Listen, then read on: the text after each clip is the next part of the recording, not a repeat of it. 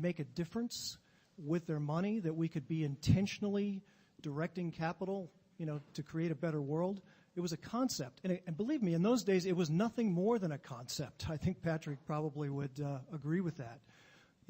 We spent a lot of time avoiding bad guys and believing that in doing that, we were going to end up with better portfolios and investment strategies that were better for the world. Now, we didn't have a whole lot of evidence to go on at that point. And what we've heard, of course, throughout the course of the day already today is that that's dramatically changed. We now have a big data-driven industry. The ESG factor analysis now is very robust. Certainly not where it could be and should be, but way better than it was even just a few years ago. So what we heard today already is, if you just summarize every conversation that we've heard so far today, it's basically that ESG is helping us identify better managed companies, companies that have a smaller, negative footprint on the world, companies that are in fact helping to create that better world that our clients, want to leave to their children and grandchildren. So, this question about materiality kind of comes down to, and Jeff, I think you said it well when you had your triangle up on the screen earlier, that ESG is the GPS of investing, and that, that GPS, will give you information and data, but then you as an investor or as an investment advisor need to make judgment calls. You need to take that data and apply it. And often that application process is driven by the client. What does the client care about? What does the client want? Clients all need to achieve financial goals. I think we're all pretty well, versed in that regard. But what else do they want to do?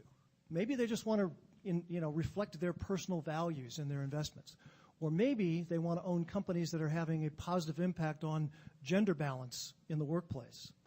So what we're going to do now is quickly talk about the how you as advisors conduct due diligence on companies and on funds. I'd like you to be pretty brief about this, about your particular process, because this is applicable to pretty much everybody in the room here who is either a manager or an analyst or an advisor working with clients. Because you have to be able to explain this kind of stuff pretty quickly to a client at a level, at an 8th grade level, where they get it. So I'm going to ask you all to do that for me. And Patrick, I want to start with you. For the most part, we do all of our own research, and we present it to clients. We believe in transparency. So we have a simple ESG report.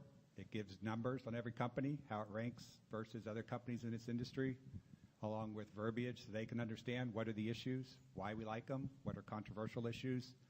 We do the same for the financial model we have on the company. It's really to set the dialogue. People want transparency. Investing at its core is about the future. People want to believe in the future.